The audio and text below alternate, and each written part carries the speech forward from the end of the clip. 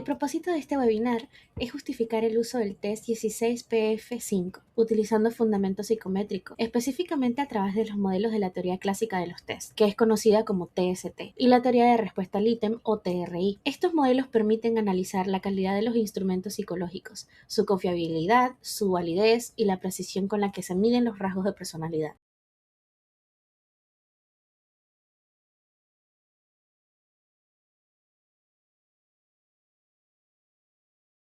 Ahora, ¿qué significa medir en psicología? En psicología, medir significa asignar números a atributos psicológicos siguiendo reglas sistemáticas, con el objetivo de representar relaciones entre variables. Esto permite evaluar constructos que no pueden observarse directamente, como por ejemplo los rasgos de personalidad, la inteligencia o la ansiedad. En el caso de este test, lo que se evalúa son rasgos latentes de personalidad, es decir, características psicológicas que influyen en la forma en la que las personas piensan, sienten y se comportan. Este tipo de pruebas suele predominar el uso de escalas de intervalo, lo que permite comparar resultados entre individuos de manera más precisa. Clasificación del test. El 16PF5 puede clasificarse según varios criterios psicométricos. En primer lugar, su propósito principal es la predicción, ya que esta permite estimar el ajuste de una persona a un puesto de trabajo o un determinado perfil organizacional. En cuanto a su formato, puede aplicarse tanto en modalidad computarizada como lápiz y papel. La administración puede realizarse de manera individual o colectiva.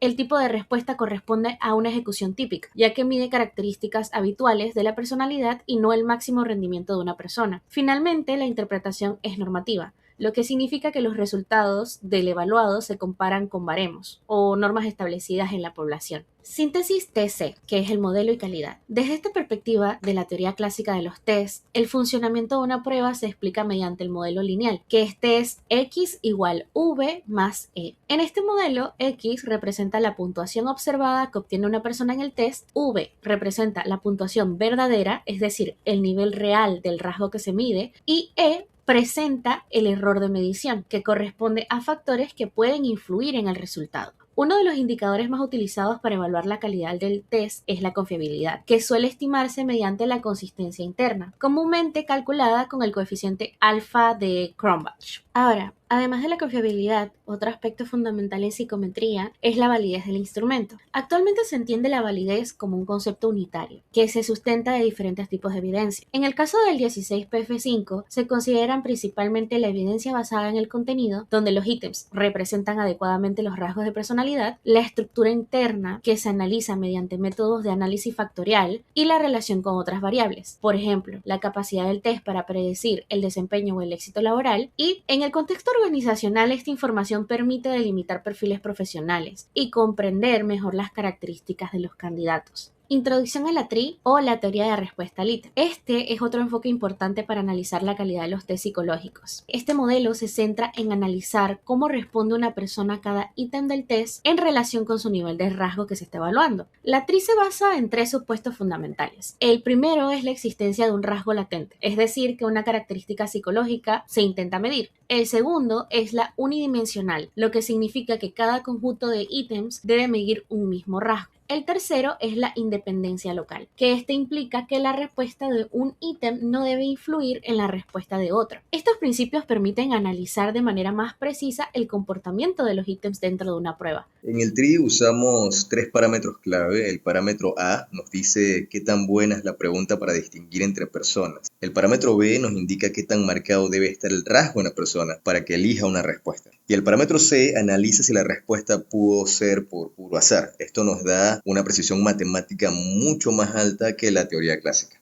En la teoría de respuesta al ítem utilizamos la curva característica del ítem. Esta curva nos muestra que la precisión no es igual para todos los evaluados. Un ítem es más útil y preciso cuando el nivel de la personalidad del candidato coincide con la ubicación de la curva. Esto nos permite elegir los mejores ítems para evaluar los niveles específicos de un rasgo, algo que la teoría clásica no nos permite ver con tanta claridad. Bien, en cuanto a los criterios de interpretación, normalmente se utiliza un sistema de decatipos o Stein Score, dicho en inglés. ¿Y esto para qué nos sirve? Bueno, esto nos permite entender en esta escala del 1 al 10, básicamente la propia palabra lo dice, decatipo, dónde se sitúa la persona conforme a un rasgo en particular que estamos buscando puntualmente o necesitamos en la empresa, ¿no? Entendiendo que el promedio poblacional, digamos, para este tipo de rasgos siempre va a estar entre un 4 y un 7, y los puntos extremos van a ser, lógicamente, pues entre el 1 y el 3 y el 8 y el 10. Entonces, ¿para qué me sirve esto? Por ejemplo, si yo requiero en una posición de ventas, por ejemplo, una persona con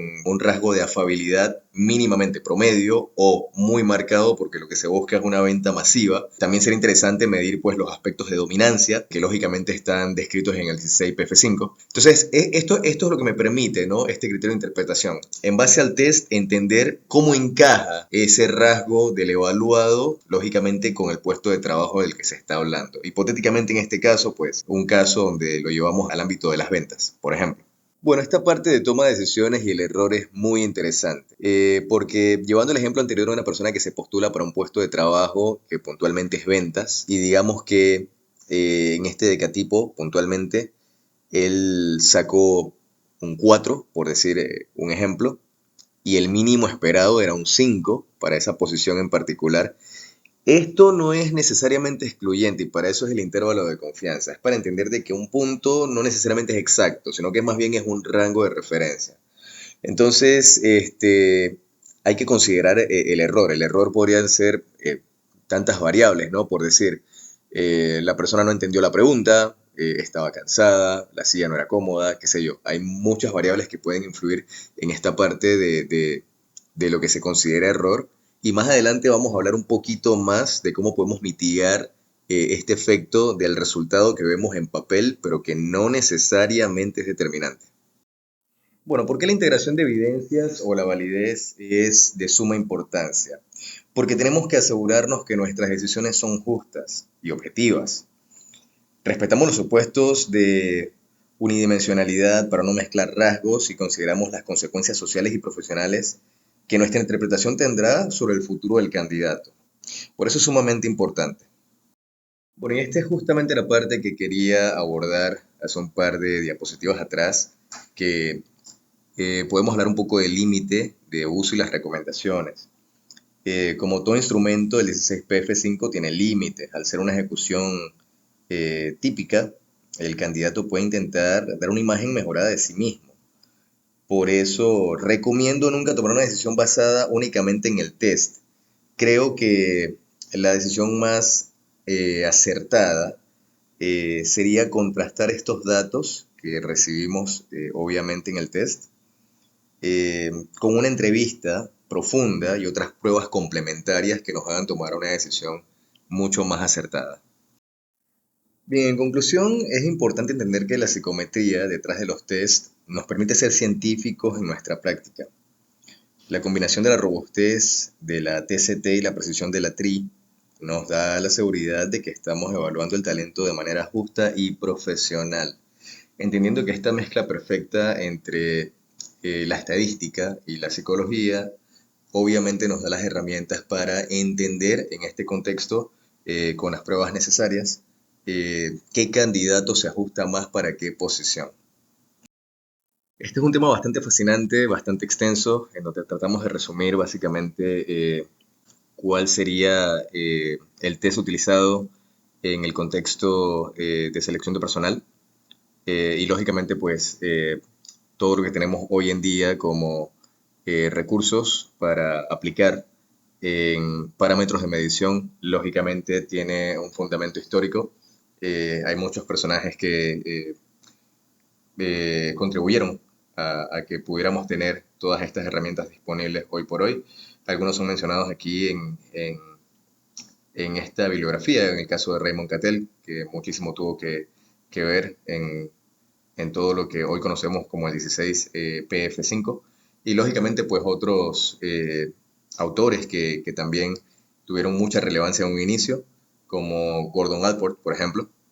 Así que es muy importante entender un poquito la historia también para que aprendamos a valorar estas herramientas desde el punto de vista histórico, valga la redundancia, y siempre aplicándolo con la mayor responsabilidad posible, entendiendo que hay cierto margen de error y que La entrevista dirigida siempre es un recurso fundamental, así que esta ha sido mi exposición por el día de hoy. Espero que haya sido de su agrado y me despido por esta vez. Chao, chao.